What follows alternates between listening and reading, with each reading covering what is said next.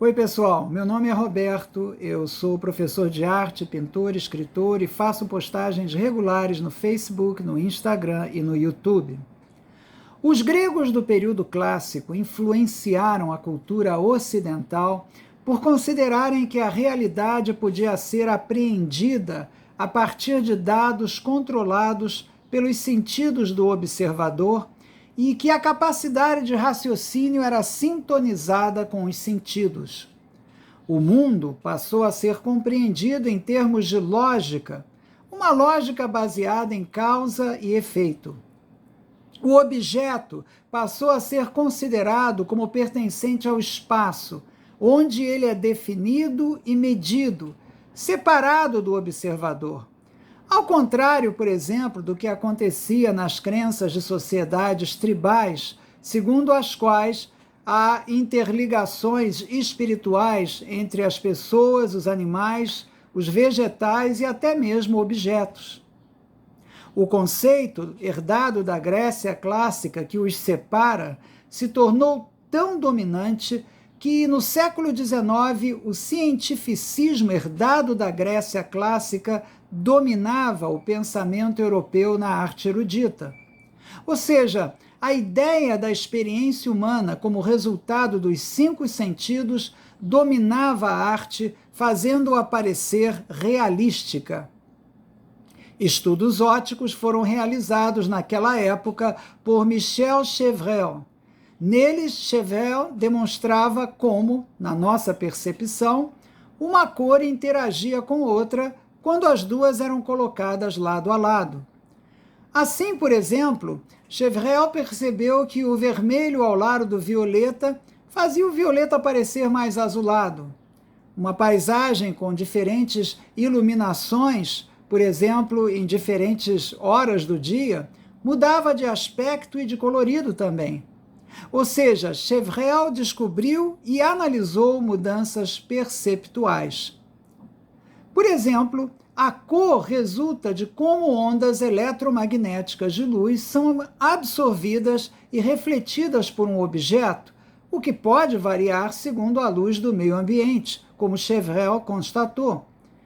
E a luz, incidindo na superfície de um objeto, interfere na nossa percepção do contorno do objeto também. A verdade óptica que nós vemos, portanto, seria uma percepção visual. Os artistas europeus conheceram, na época, ainda que de modo limitado, essas pesquisas. O interesse científico pelo estudo da luz e da cor passou a dominar a vanguarda artística que foi apelidada de impressionista, devido a um quadro de Manet intitulado Impression sur les levants, de 1872. Em resultado dessa ênfase na percepção visual, muitos passaram a pintar ao ar livre para estudar as variações cromáticas da luz do dia e da noite.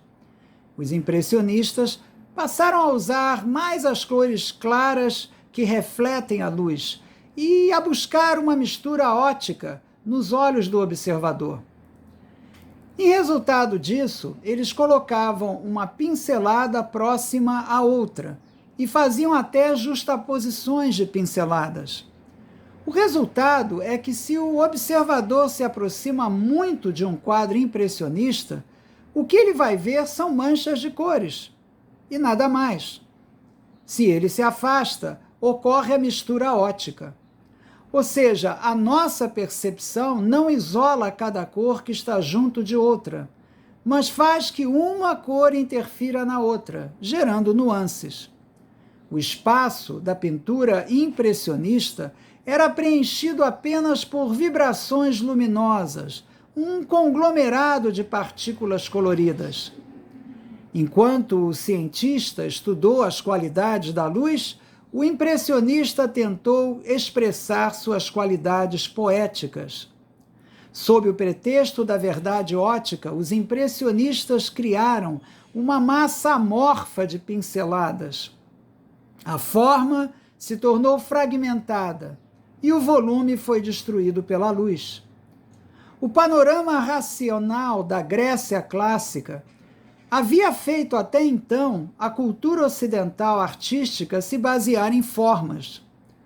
Mas para aprofundar esse legado de um modo científico, foi necessário, no século XIX, com os avanços da Revolução Industrial, analisar os sentidos humanos, por serem eles a principal maneira do humano conhecer o mundo. Os impressionistas se concentraram em como os nossos olhos percebem áreas luminosas moduladas em cores, que correspondem aos comprimentos das ondas eletromagnéticas da luz.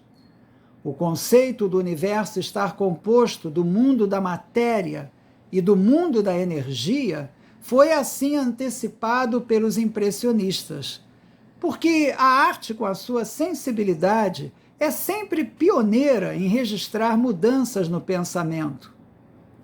Porém, no século XIX, por tentarem levar avante o ideal de análise científica da realidade que havia se desenvolvido no período anterior da arte europeia, que nós chamamos de realismo na arte, os impressionistas acabaram desenvolvendo no público a ideia de que a pintura deveria abandonar a forma, libertando assim, sem saber, sem perceberem, a arte, para fazer experiências com a forma e a dissolução da forma, que foi o que caracterizou, por excelência, a arte do século XX.